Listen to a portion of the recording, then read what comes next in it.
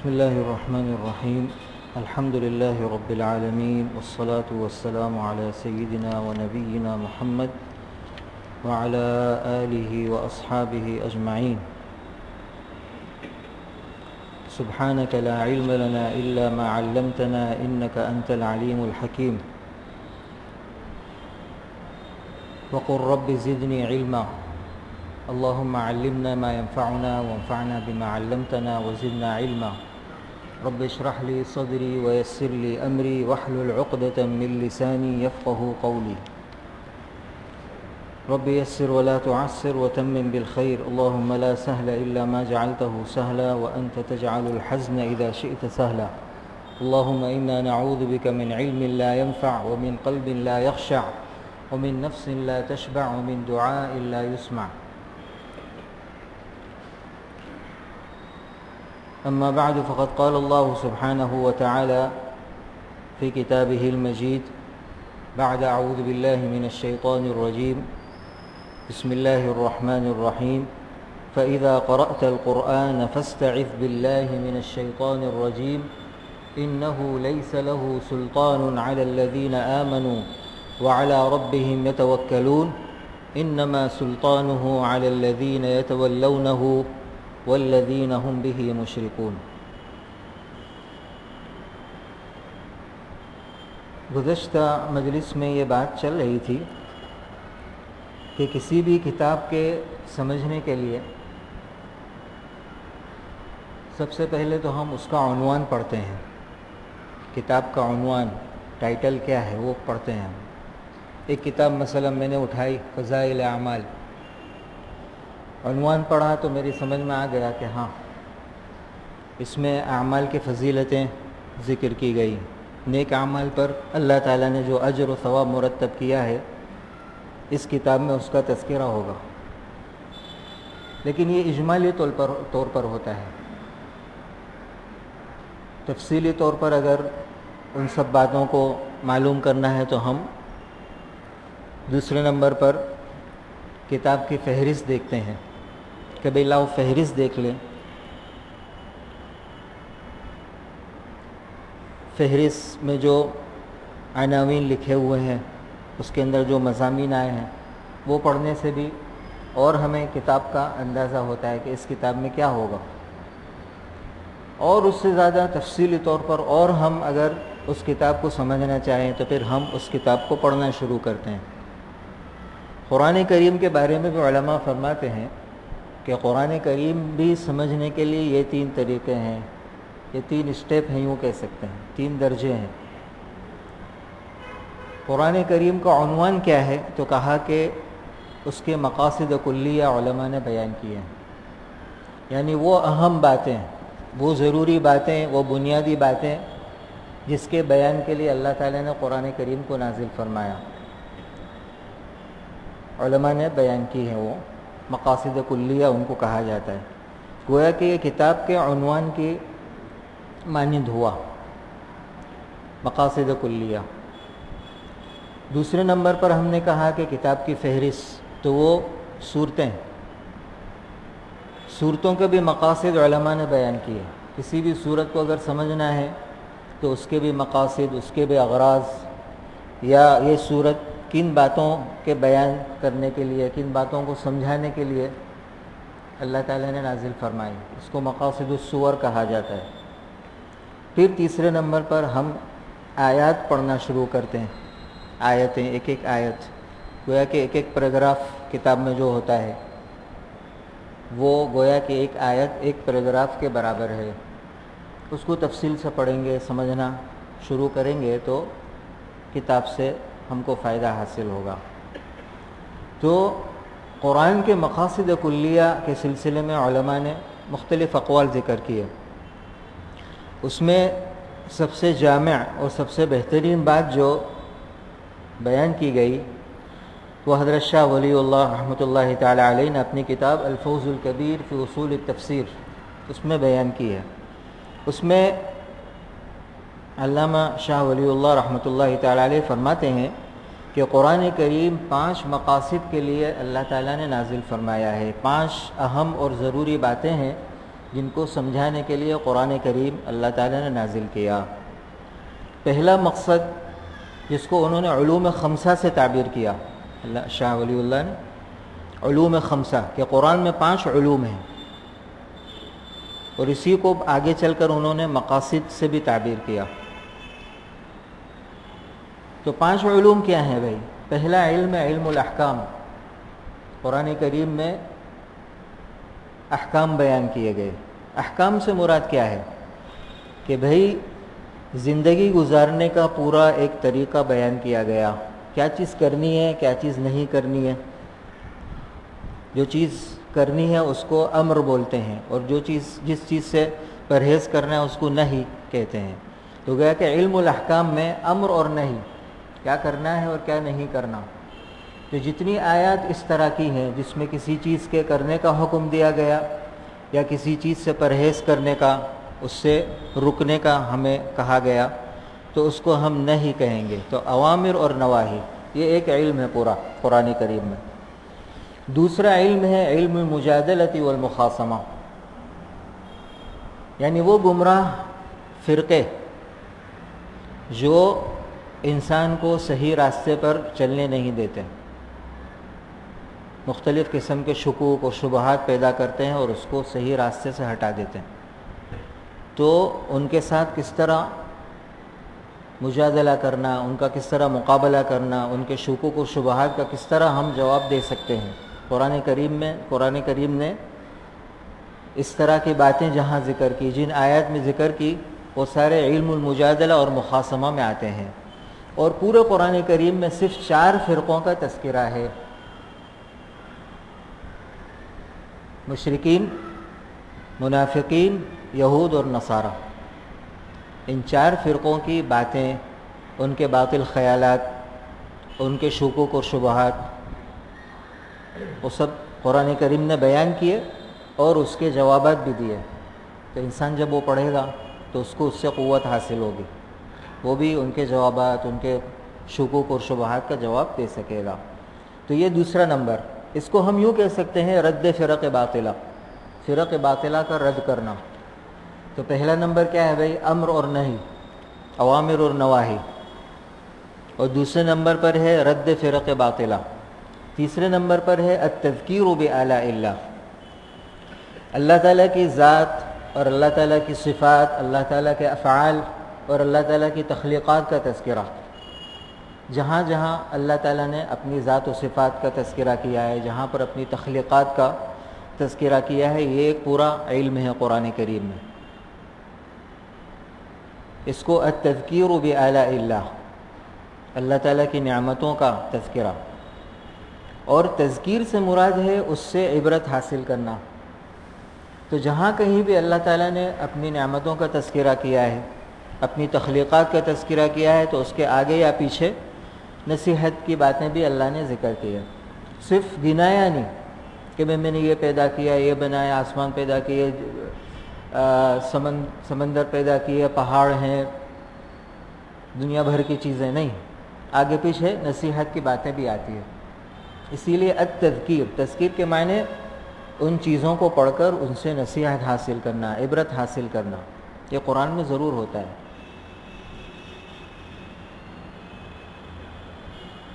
اسی لیے بار بار قرآن میں آتا ہے افلا تتفکرون، افلا تتذکرون، ان آیات کے ساتھ، یا شروع میں ہوتا ہے اولم ینظروا، کیا تم نہیں دیکھتے، اولم یتفکروا، کیا تم غور و فکر نہیں کرتے۔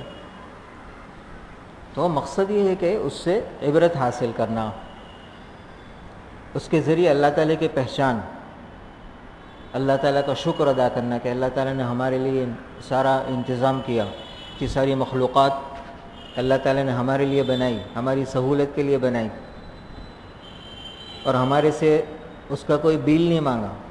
سورج کا کوئی بل ادا کرتا ہے؟ روزانہ سورج نکلتا ہے، گرمی دیتا ہے، ہاں بہت سارے فائدے ہیں اس کے، اللہ نے کبھی بھی ہم سے اس کا بل نہیں مانگا، فری، پوری زندگی اس سے استفادہ کرو، بے شمار نعمتیں اللہ تعالیٰ کی۔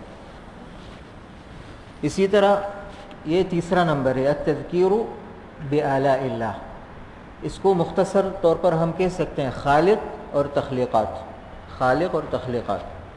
تو امر اور نہیں پہلا نمبر، دوسرا علم ہے رد فرق باطلہ، اور تیسرے نمبر پہ ہے خالق اور اس کی تخلیقات۔ چوتھے نمبر پر آ رہا ہے التذکیر بایام اللہ، اللہ تعالیٰ نے گزشتہ قوموں کے جو واقعات اور احوال بیان کیے کہ انہوں نے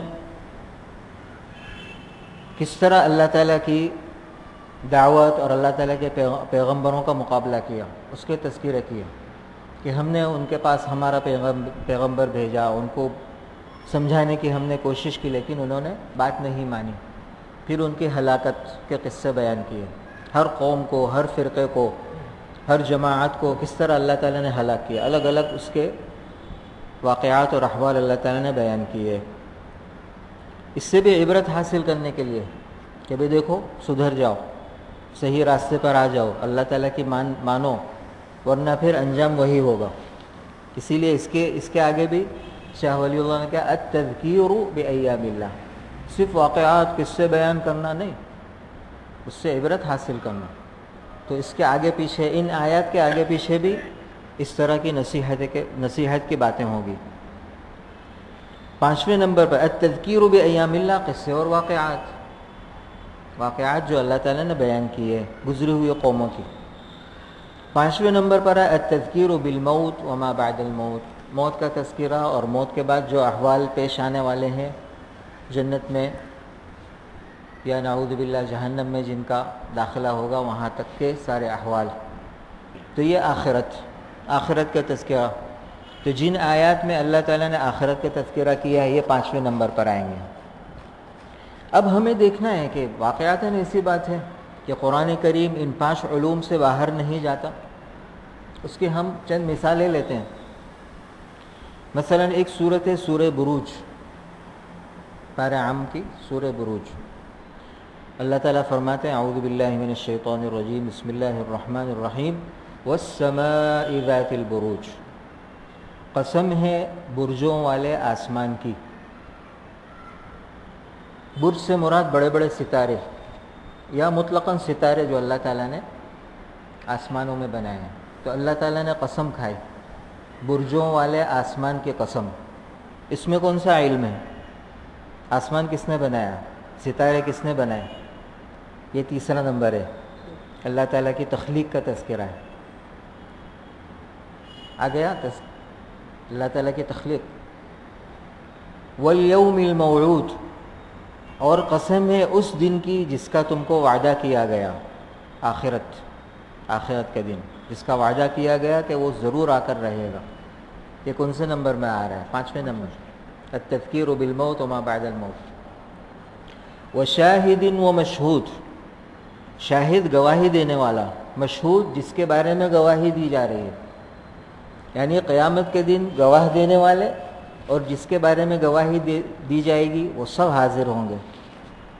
انبیاء علیہ السلام اپنی قوم اور اپنی امتوں کے بارے میں گواہی دیں گے، کس نے بات مانی، کس نے بات نہیں مانی۔ زمین مثلا گواہی دے گی کہ اس پر کیا ہوا، کس نے نیک اعمال کیے، کس نے برے اعمال کیے، کون سے حصے پر کیا عمل ہوا، زمین بولے گی، گواہی دے گی۔ اسی طرح انسان کے اعضاء وہ گواہی دیں گے کہ ہر عضو سے، ہاتھ سے کیا عمل کیا، زبان سے کیا کیا، آنکھ سے کیا کیا، کان سے کیا سنا، سارے احوال، پیر کہاں کہاں چل کر تم کو لے گئے۔ تو شاہدین و مشہود، یہ بھی وہی نمبر ہے، تذکیر بالموت وما بعد الموت، آخرت موت کے بعد آئے گی۔ قتل اصحاب الاخدود النار ذات الوقود اذ هم علیہا قعود، یہ ایک بہت پرانا واقعہ اللہ تعالیٰ بیان کر رہے ہیں۔ اصحاب اخدود جزیرہ عرب میں ایک شہر ہے نجران۔ نجران میں ایک بادشاہ تھا جو بت پرست تھا، اور نجران میں اس زمانے میں عیسیٰ علیہ السلام کے ماننے والے رہتے تھے۔ تو اس نے ان کو ان کے دین سے پھرنے کے لیے کہا کہ تم اس دین کو چھوڑ کر بت پرستی پر آ جاؤ، اگر نہیں مانو گے تو پھر تمہارے لیے دردناک عذاب ہے. تو اس نے کھائیاں کھودی زمین نے، اور جو نہیں مانا، جو دین سے نہیں ہٹا، اس زمانے میں وہی دین تھا عیسیٰ علیہ السلام. تو جس نے اس کی بات نہیں مانی تو اس کو اس نے کھائیوں میں ڈال کے جلا دیا. تو یہ واقعہ، تو یہ قصے اور واقعات التذکیر بایام اللہ چوتھے نمبر پر. تو یہ آیات چلے گی، اس کے ساتھ نصیحت کے باتیں بھی ہے، کیونکہ یہ قرآن کریم جس وقت نازل ہو رہا تھا اس وقت اہل مکہ تھے، تو ان کو بھی متوجہ کیا جا رہا ہے کہ ایسا مت کرنا. تم جو اہل ایمان کو تکلیفیں پہنچا رہے ہو تو تمہارا بھی انجام وہی ہوگا جیسا اصحاب اخدود کا ہوا، کہ وہی آگ پھر ان کے اوپر بھڑک اٹھی اور سب کو جلا دیا. اس میں پہلے تو اہل ایمان کو انہوں نے جلایا، لیکن پھر آگ نکلی اللہ کی قدرت سے اور سب کو اس نے ختم کر دیا. تو یہ التذکیر بایام اللہ. پھر اس کے بعد آ رہا ہے ان بطش ربک لشدید انہ هو یبدئ ویعید. اللہ تعالیٰ کی پکڑ بہت سخت ہے، وہی تخلیق کی ابتدا کرتا ہے، اسی نے انسان کو اور ہر چیز کو پیدا کیا، اس کی ابتدا کی، اور وہی قادر ہے اس کو دوبارہ لوٹانے پر. تو یہ اللہ تعالیٰ کی قدرت، اللہ تعالیٰ کی ذات و صفات کا تذکرہ آ رہا ہے. کون سا نمبر ہے بھائی؟ نمبر 3 پر التذکیر بآلاء اللہ. انہ هو یبدئ ویعید وهو الغفور الودود ذو العرش المجید فعال لما یرید. یہاں تک التذکیر بآلاء اللہ، اللہ تعالیٰ کی صفات کا تذکرہ ہے. اس کے بعد پھر هل اتاک حدیث الجنود، کہ آپ کے پاس لشکروں کی بات پہنچی، فرعون و ثمود، فرعون کے لشکر کی بات، اور ثمود قوم صالح علیہ السلام کے قوم کی باتیں آپ تک پہنچی، ان کے ساتھ اللہ نے کیسا کیا، آپ تک ان کی باتیں پہنچی. یہ پھر یہ التذکیر بایام اللہ نمبر 4 پر آ گئے. بل الذین کفروا فی تکذیب، یہ نصیحت کی بات آئی کہ انہوں نے بھی جھٹلایا تو ان کا کیا انجام ہوا. اب تم بھی جھٹلانے پر تلے ہوئے ہو تو یاد رکھو تمہارا بھی یہی انجام ہوگا، اس لیے کہ اللہ تعالیٰ تمہارے ہر طرف سے گھیرا لگائے ہوئے ہیں. واللہ من ورائہم محیط، یعنی تم اللہ کی قدرت سے اور اللہ کے قبضے سے اور اللہ کے عذاب سے بچ کر کہیں نہیں جا سکتے. اللہ نے گھیرا لگا رکھا ہے تمہارے ارد گرد. ایک دن آئے گا اللہ پکڑ لے گا اور تمہارے اعمال کا بدلہ ضرور دے گا. تو یہ نصیحت کی بات آ گئی التذکیر بایام اللہ. بل هو قرآن مجید فی لوح محفوظ، قرآن کریم اللہ تعالیٰ نے نازل کیا، اس میں نصیحت کی باتیں ہیں. یہ التذکیر بآلاء اللہ بہت بڑی نعمت ہے. فی لوح محفوظ، قرآن کریم محفوظ ہے، اس میں کوئی گڑبڑی نہیں کر سکتا. تو سورہ بروج بھی پوری ہم نے دیکھ لی کہ یہ 5 علوم سے یا ان 5 بنیادی باتوں سے باہر نہیں گئی. ایک دوسری صورت لے، مثلا سورہ زلزلہ، اذا زلزلت الارض زلزالها، جب زمین زبردست بھونچال کی وجہ سے جنبش کرے گی، زبردست اس کے اندر زلزلہ آئے گا. یہ کب ہوگا؟ قیامت کے وقت. وَأَخْرَجَتِ الْأَرْضُ أَثْقَالَهَا، اور زمین اپنا بوجھ باہر نکال کر پھینک دے گی، اس کے اندر جو کچھ ہے وہ باہر پھینک دے گی، چاہے مردے ہوں، مردوں کو پھینک دے گی، یا جو بھی اس کے اندر خزانے وغیرہ اللہ تعالیٰ نے چھپائے ہیں وہ سب باہر نکال دے گی. وَقَالَ الْإِنسَانُ مَا لَهَا، یہ سارے احوال دیکھ کر انسان تعجب کے انداز میں پوچھے گا کہ زمین کو آج کیا ہو گیا، اتنا زبردست زلزلہ اس میں آ رہا ہے، اتنی زبردست حرکت اس میں آ رہی ہے، اور زمین کیوں ہر چیز نکال کر باہر پھینک رہی ہے. کیا ہونے والا ہے آگے، کیا پیش آنے والا ہے؟ یومئذ تحدث اخبارہا، خود زمین بتا دے گی کہ کیا ہونے والا ہے، اس لیے کہ اللہ تعالیٰ نے اس کی طرف وحی بھیجی کہ تو بتا دے. تو یہ ساری اخیر تک فمن یعمل مثقال ذرۃ خیرا یرہ ومن یعمل مثقال ذرۃ شرا یرہ، ترازو میں جب اعمال تلے جائیں گے ہر انسان کو اپنے عمل کا پتہ چل جائے گا کہ کتنے اچھے اعمال کیے ہیں اور کتنے برے اعمال کیے ہیں. تو گویا کہ پوری صورت موت و ما بعد الموت 5ویں نمبر کا تذکرہ کر رہی ہے. سورہ فیل لے لو، ایک چھوٹی سی صورت ہے، الم تر کیف فعل ربک باصحاب الفیل. کیا آپ تک بات نہیں پہنچی، کیا آپ کے علم میں بات نہیں آئی کہ اللہ تعالیٰ نے کیسا کیا ہاتھی والوں کے ساتھ، جو یمن کی طرف سے ہاتھیوں کے ساتھ آئے تھے اور انہوں نے کعبۃ اللہ شریف کو منہدم کرنے کا نعوذ باللہ ارادہ کیا تھا. تو اللہ تعالیٰ نے ان کے اوپر چھوٹے چھوٹے پرندے بھیجے جو ان کے اوپر کنکر پھینکتے تھے، اور اس کے ذریعے اللہ تعالیٰ نے ان کو چبائے ہوئے بھوسے کی طرح بنا دیا. تو گویا کہ پوری صورت واقعہ اصحاب الفیل کے واقعہ ہے. یہ التذکیر بایام اللہ.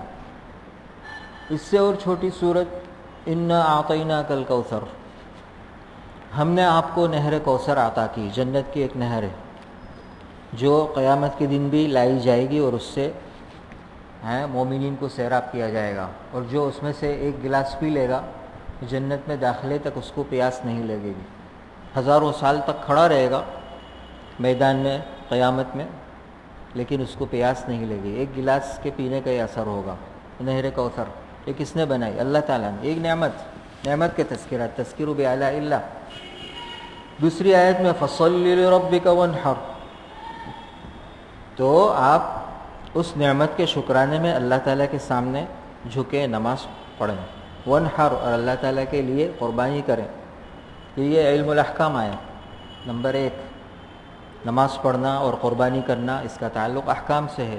ان شانئک هو الابتر، ایک واقعے کی طرف اشارہ کیا جا رہا ہے کہ قریش کے ایک آدمی آپ صلی اللہ علیہ وسلم کو ابتر کہتا تھا، نعوذ باللہ. جب آپ صلی اللہ علیہ وسلم کو نرینہ اولاد آپ کی ہوتی تھی اور چند دنوں کے بعد ان کا انتقال ہو جاتا تھا، تو وہ کہتا تھا کہ یہ محمد نعوذ باللہ اس کا نشان مٹ جائے گا، کیونکہ اس کی اولاد باقی نہیں رہتی. تو یہ چند دن ہے اور اس کا نشان مٹ جائے گا. تو اللہ تعالیٰ نے اس واقعے کی طرف اشارہ کر کے کہا کہ نہیں، آپ کا نشان نہیں مٹے گا، آپ کا تذکرہ تو ہمیشہ باقی رہے گا قیامت تک اور ما بعد القیامت.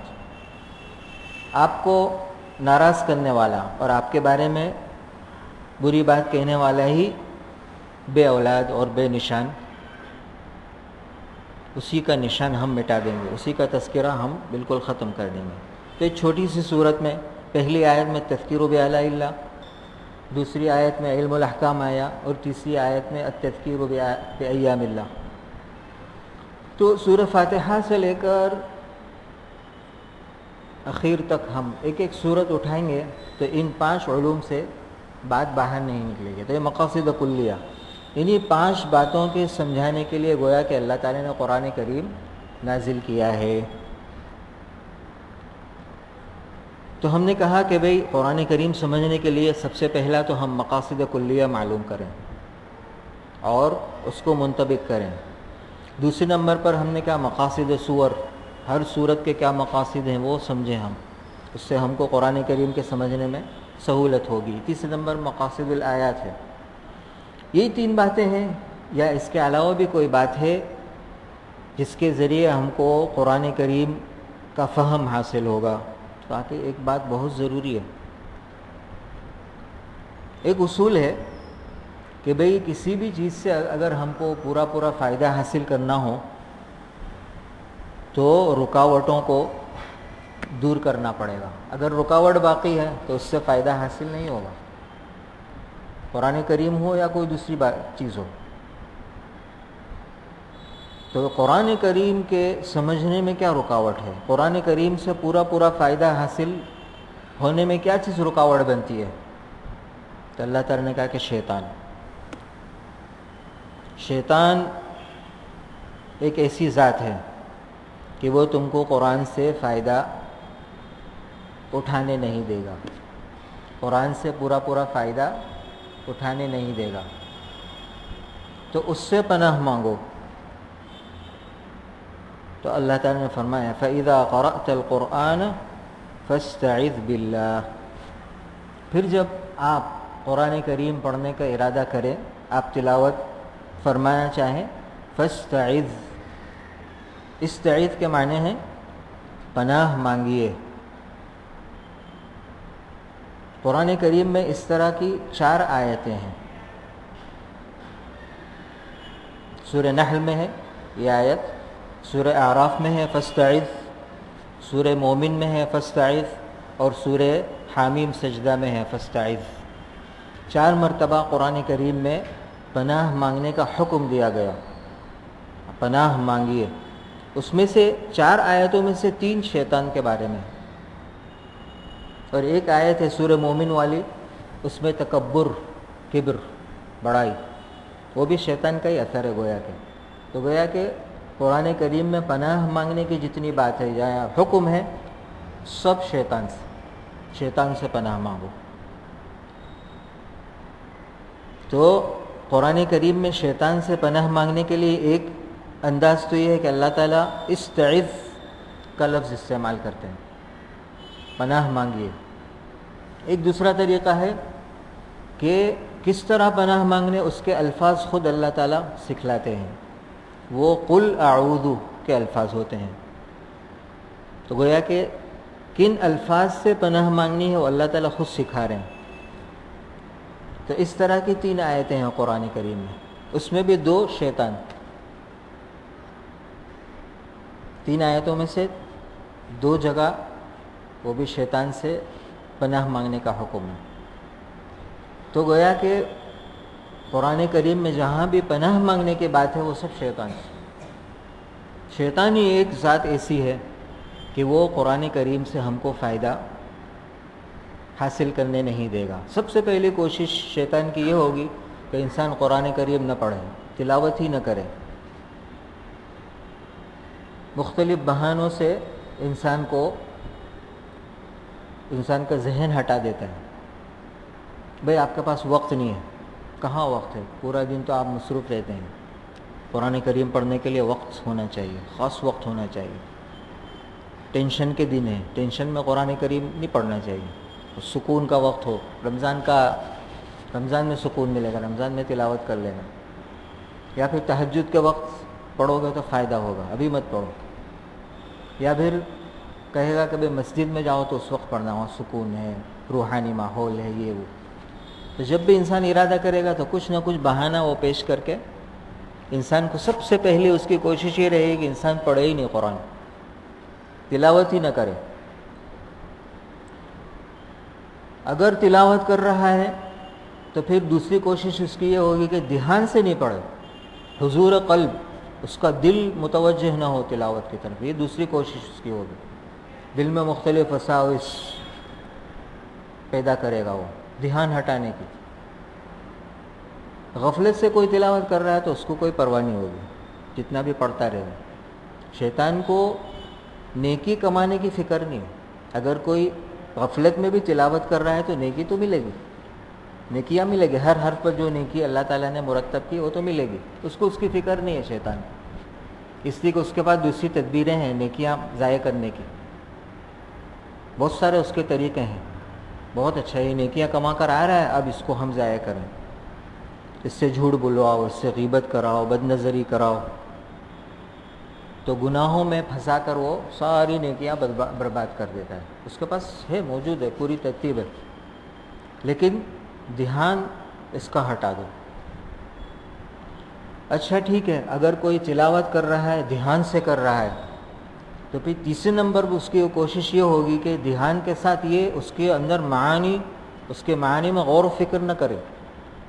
اس سے وہ کوشش کرے گا کہ یہ کہیں ترجمہ پڑھنا شروع نہیں کرے، اس کو سمجھنا شروع نہ کرے قرآن کریم. اگر یہ بھی کر لیا کسی نے، قرآن کریم سمجھنا شروع کر دیا، تو پھر چوتھے نمبر پر اس کی کوشش ہوگی کہ سمجھنے کے بعد عمل نہ کرے. اور یہ 4 باتوں کو اللہ تعالیٰ نے سورہ یونس کی آیت میں بیان کیا کہ قرآن کریم سے 4 فائدے حاصل ہوتے ہیں. اسی وجہ سے شیطان تم کو قرآن سے روکے گا، اور اسی لیے قرآن کریم کی تلاوت سے پہلے شیطان سے پناہ مانگو. اللہ تعالیٰ فرماتے ہیں یا ایھا الناس قد جاءتکم موعظۃ من ربکم وشفاء لما فی الصدور وہدی ورحمۃ للمؤمنین. تو قرآن کریم سے 4 باتیں ہم کو ملتی ہے. پہلے نمبر پر موعظہ. موعظہ کے معنی نصیحت. نصیحت کے معنی اچھی باتیں، بھلائی کی باتیں، خیر کی باتیں. خیر کی باتیں کرنے کو موعظہ بولتے ہیں. وعظ کہتے ہیں نا، وعظ و بیان، یعنی اچھی باتیں لوگوں کو بتانا. تو پہلے نمبر پر جو تلاوت کرے گا اس کو نصیحت حاصل ہوگی، اس کو اچھی باتیں معلوم ہوگی، خیر کی باتیں معلوم ہوگی تلاوت کے ذریعے. تلاوت کے ساتھ اگر دھیان ہوگا، قلب متوجہ ہوگا، تو دوسرا فائدہ حاصل ہوگا، شفاء لما فی الصدور. دل متوجہ ہوگا تو دل کی کدورتیں، دل کے اندر جو کچھ برائیاں ہیں، شکوک، شبہات، نفاق، جو بھی ہے وہ سب نکلے گا. ساری غلاظتیں، علائشیں اس میں سے نکل کر دل صاف ہو جائے گا. تو صرف تلاوت کرنے والے کو اچھی بھلی باتیں معلوم ہوگی، لیکن جو دھیان سے پڑھے گا دوسرے نمبر پر شفاء لما فی الصدور، شفا حاصل ہوگی، دل کو شفا حاصل ہوگی. پھر اگر شفا حاصل ہو گئی، دل صاف ہو گیا، تو اس کے اندر نورانیت آئے گی. نورانیت آئے گی تو انسان کو ہدایت حاصل ہوگی. وہدن، جب کدورتیں دور ہو گئی تو ظلمتیں، تاریکیاں جب ہٹ گئی تو نور آ گیا. دوسری آیت میں اللہ تعالیٰ نے یہ بیان کیا، وَلَكِنْ جَعَلْنَاهُ نُورًا، کہ ہم نے قرآن کریم کو نور بنایا. ایک روشنی ہے. کس چیز کے لیے؟ تم کو سیدھا راستہ، صراط مستقیم کی طرف لے جائے گا، تمہاری رہنمائی کرے گا. تو ہدایت کس کو ملے گی؟ جو متوجہ ہوگا اور جس کا دل نورانی ہو چکا ہوگا، تو پھر اس کو صحیح راستے پر چلائے گا، عمل پر کھڑا کرے گا. اور جو عمل پر کھڑا ہوگا پھر اللہ تعالیٰ کی رحمت کے آغوش میں آ جائے گا. وَرَحْمَةٌ لِّلْمُؤْمِنِينَ. اور آپ غور کرو کہ آیت شروع ہو رہی یا ایھا الناس سے اور پوری ہو گئی للمؤمنین پر. شروع میں تو یا ایھا الناس، اے لوگو، اے انسانوں، عام بات اللہ تعالیٰ کے لیے، سب کے لیے کہہ رہے ہیں، اچھے برے، مسلم کافر، سب کے لیے نصیحت ہے. لیکن جیسے جیسے انسان آگے بڑھتا جا رہا ہے تو اخیر میں کہا للمؤمنین، گویا کہ اب آ کر ایمان کی کیفیت پیدا ہو گئی. تو اتنی سارے چیزیں اور اتنے سارے فوائد، اتنے سارے منافع قرآن سے حاصل ہوں گے تو شیطان کبھی بھی تم کو قرآن کے طرف متوجہ نہیں ہونے دے گا. ہر مرحلے پر کچھ نہ کچھ وہ کوشش کرے گا. سب سے پہلے تلاوت سے منع کرے گا. تلاوت کرو گے تو دھیان ہٹائے گا، دھیان دو گے تو معانی میں غور کرنے سے روکے گا، اگر معانی میں غور کیا تو عمل سے روک دے گا، اور اگر عمل کر لیا تو پھر اس کو برباد کرنے کے اس کے پاس بہت سارے تدبیریں ہیں، اس کے پاس بہت ساری تدبیریں. اسی لیے علامہ شبیر احمد عثمانی رحمۃ اللہ علیہ اپنے فوائد شبیریہ فرماتے ہیں کہ اصلی استعاذہ تو دل سے ہے، کہ جو اعوذ باللہ ہم پڑھتے ہیں پناہ مانگنے کے لیے، تو اصل تو یہ ہے کہ ہم دل کے اندر استعاذے کے اندر جو معانی ہے، دل کے اندر سوچیں کہ ہم کیوں پناہ مانگ رہے ہیں. اصلی استعاذہ تو دل سے ہے، مگر زبان و دل کو موافق کرنے کے لیے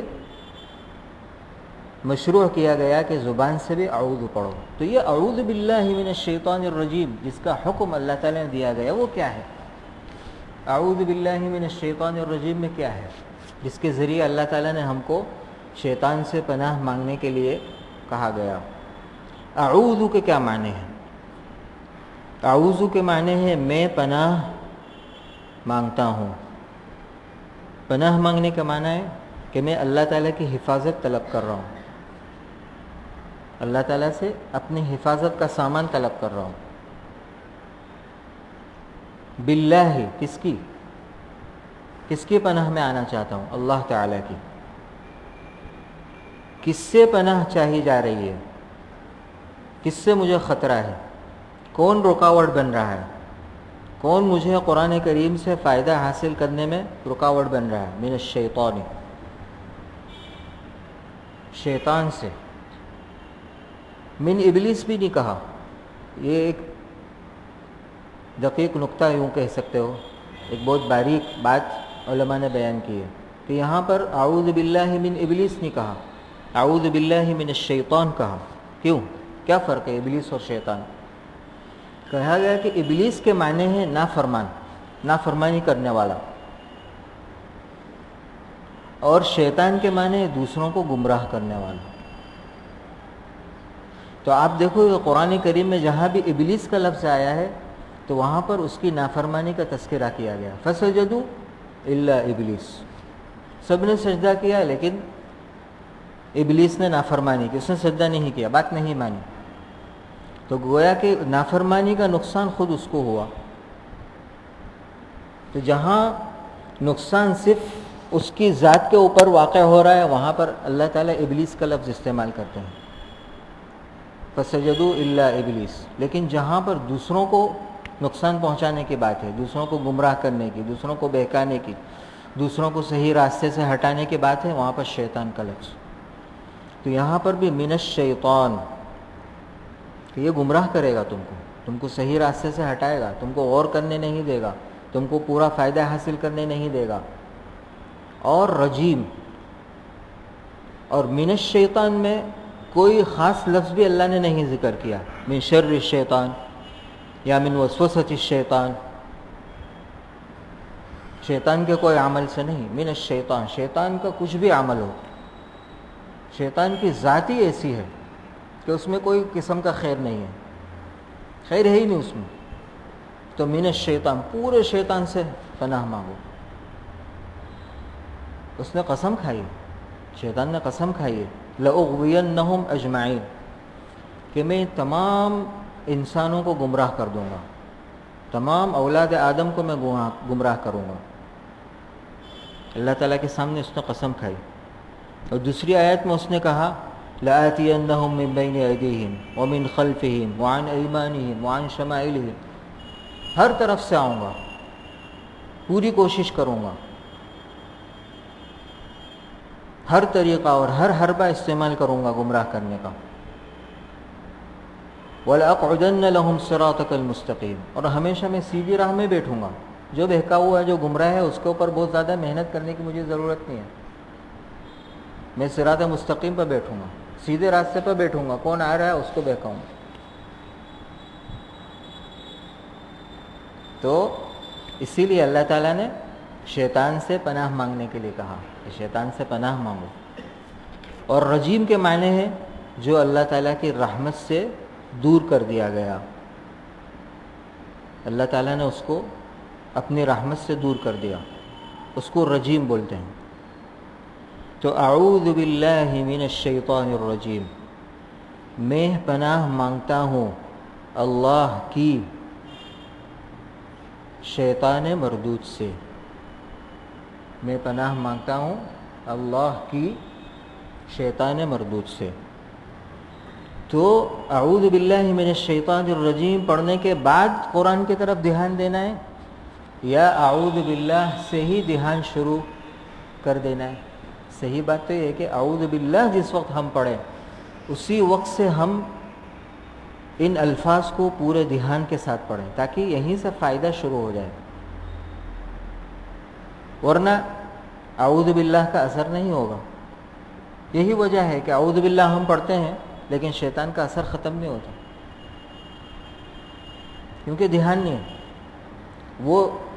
وہ معانی جو ہیں اعوذ باللہ میں، اس کا ہم کو استحضار نہیں ہے. اسی لیے فخر الرازی تفسیر کبیر میں کہتے ہیں کہ استعاذہ 3 چیزوں سے مکمل ہوگا.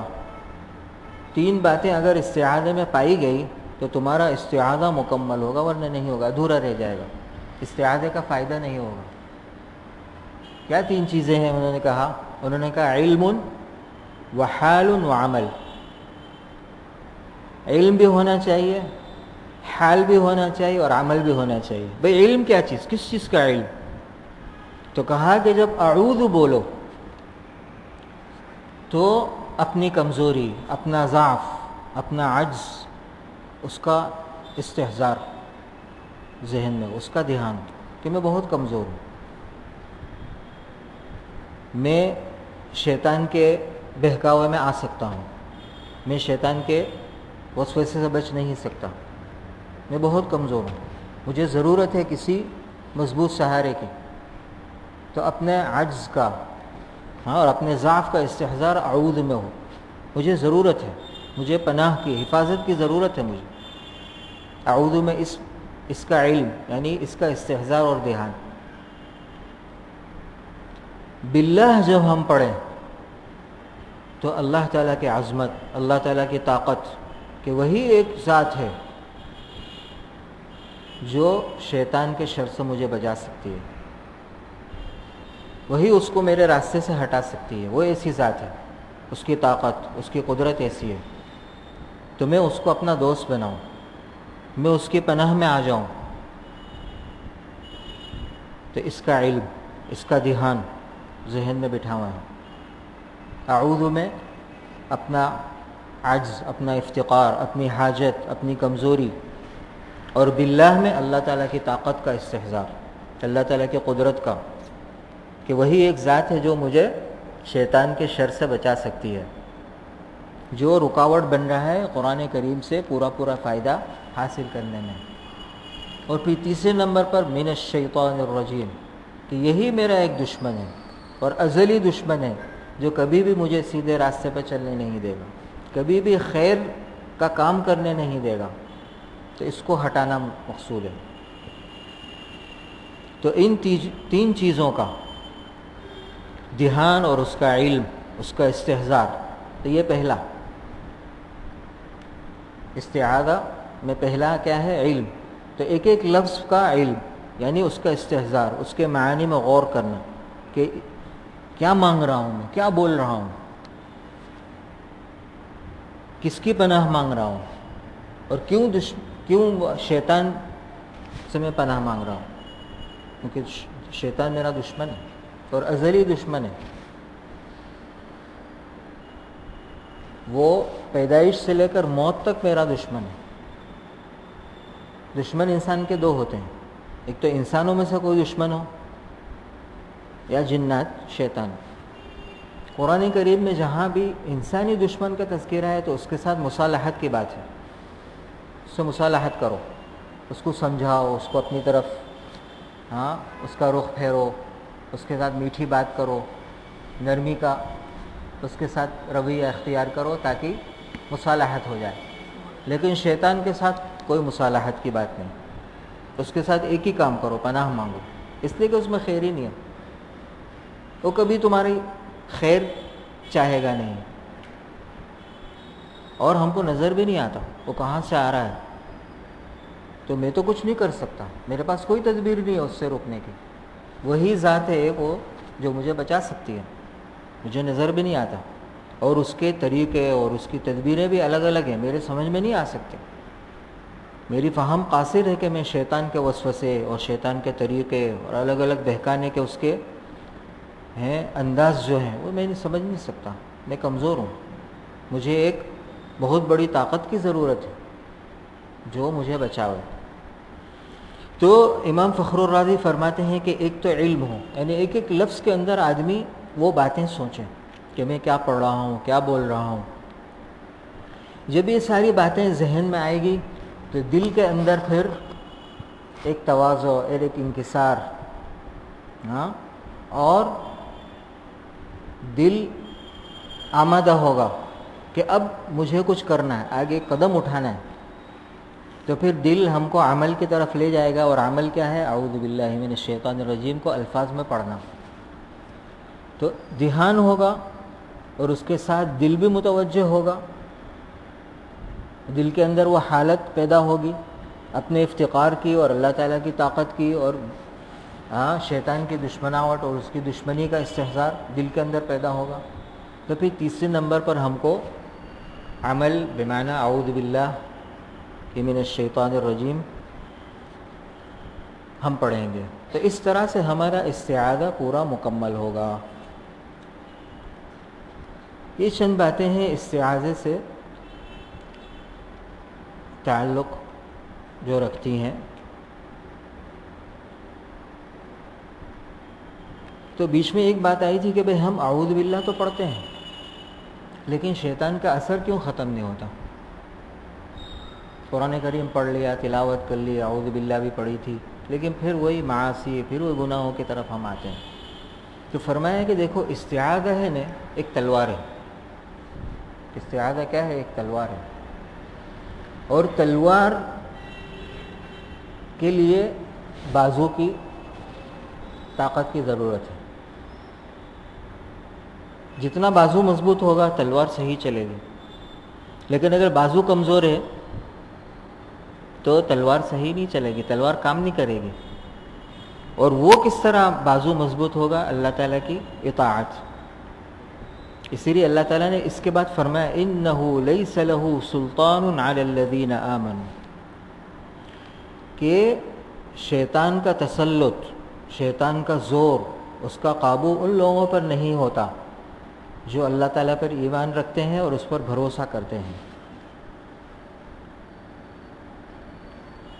امام ابن عطیہ فرماتے ہیں کہ بھروسہ یعنی استعاذہ پڑھنا، اعوذ باللہ پڑھنا، کہتے ہیں اعوذ باللہ میں ہی بھروسے کی بات آ گئی۔ اللہ تعالیٰ پر گویا کہ ہم توکل کر رہے ہیں، اسی کی طرف ہم رجوع کر رہے ہیں، تو یہی بھروسہ کرنا، توکل۔ تو إِنَّهُ لَيْسَ لَهُ سُلْطَانٌ عَلَى الَّذِينَ آمَنُوا وَعَلَى رَبِّهِمْ يَتَوَكَّلُونَ إِنَّمَا سُلْطَانُهُ، لیکن اس کا قابو، اس کا زور کس پر چلتا ہے؟ عَلَى الَّذِينَ يَتَوَلَّوْنَهُ، جو اس کے ساتھ دوستی کرتے ہیں، جو اس کے دوست بنے ہوئے ہیں، اس کا کہنا مانتے ہیں، اس کے وسوسوں پر عمل کرتے ہیں، جو کہتا وہی کرتے ہیں۔ تو جو شیطان کو اپنا دوست بناتا ہے، شیطان کا ان پر اثر رہتا ہے، وہ کچھ بھی کرے لیکن اثر باقی رہے گا۔ وَالَّذِينَ هُمْ بِهِ مُشْرِكُونَ، اور جو اللہ تعالیٰ کے ساتھ شریک ٹھہراتے ہیں، کافر، جو دوست بناتے ہیں، معاصی گناہ کرتے ہیں، شیطان کی باتیں مانتے ہیں، تو اس کا اثر باقی رہے گا۔ انما سلطانہ، اس کا اثر باقی رہے گا۔ تو ہم گناہ کرتے رہیں گے تو طاقت حاصل نہیں ہوگی، ایمانی طاقت نہیں حاصل ہوگی ہم کو، تاکہ استعاذہ عمل کرے، ہمارا پناہ مانگنا، شیطان کے شر سے پناہ مانگنے کا عمل پورا نہیں ہوگا، وہ اپنی طاقت نہیں دکھلائے گا، اس لیے کہ ہم نے شیطان کے ساتھ دوستی کر رکھی ہے، تو شیطان کا اثر باقی رہے گا ہم پر۔ اور دوسری بات یہ کہ استعاذہ سمجھو کہ ایک دوا ہے، اور دوا بھی پرہیز کے بغیر کام نہیں کرتی، تو اگر ہم معاصی کرتے رہیں گے تو یہ دوا اثر نہیں کرے گی۔ تو یہ وجہ ہے کہ ہم استعاذہ کرتے ہیں، اعوذ باللہ من الشیطان الرجیم پڑھتے ہیں، لیکن استعاذہ پر ہمارا اعوذ باللہ پڑھنا اثر نہیں کرتا۔ تو ضرورت ہے کہ ہم اعوذ باللہ من الشیطان الرجیم کے معانی میں غور کریں کہ ہم کیا پڑھ رہے ہیں، کیا مانگ رہے ہیں، کس چیز کا سوال کر رہے ہیں۔ اور پھر ہم نے جب اس بات کا اقرار کر لیا کہ اللہ ہمارا دوست ہے، وہی ہمارا محافظ ہے، اور اس بات کا بھی اقرار کر لیا کہ شیطان ہمارا دشمن ہے، وہ ہم کو بہکائے گا، وہ ہم کو صحیح راستے سے ہٹائے گا، تو گویا کہ استعاذے کے اندر سے ہماری زندگی کی اصلاح شروع ہو جائے گی۔ جب وہاں پر تم اقرار کر رہے ہو کہ اللہ کو دوست بنایا اور شیطان کو اپنا دشمن بنایا، پھر اسی کی بات مان رہے ہو، تو استعاذے کا عمل بڑا عظیم عمل ہے۔ تو انشاءاللہ ان باتوں کی طرف ہم غور کریں گے اور ہمارے استعاذے کے اندر ہم جان پیدا کرنے کی کوشش کریں گے انشاءاللہ۔ اس کے بعد سورہ فاتحہ کے بارے میں چند باتیں ذکر کی جائے گی آئندہ کے مجلس